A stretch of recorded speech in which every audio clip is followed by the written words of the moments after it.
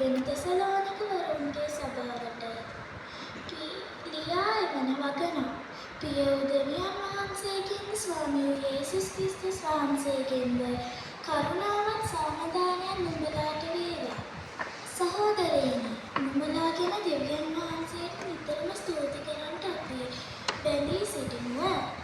නුඹලාගේ ඇදහිල්ල අතිශයින් වැඩිවන නිසා එකිනෙකා කෙරෙහි තිබෙන නුඹලා සියල්ලන්ගේ ප්‍රේමය අධිකව තිබෙන නිසා එසේ ස්තුති කරන්නට යුතුය.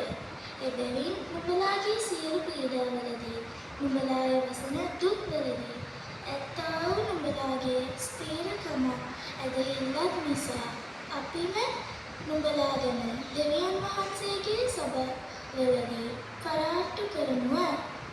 11 සිට 12 දක්වා.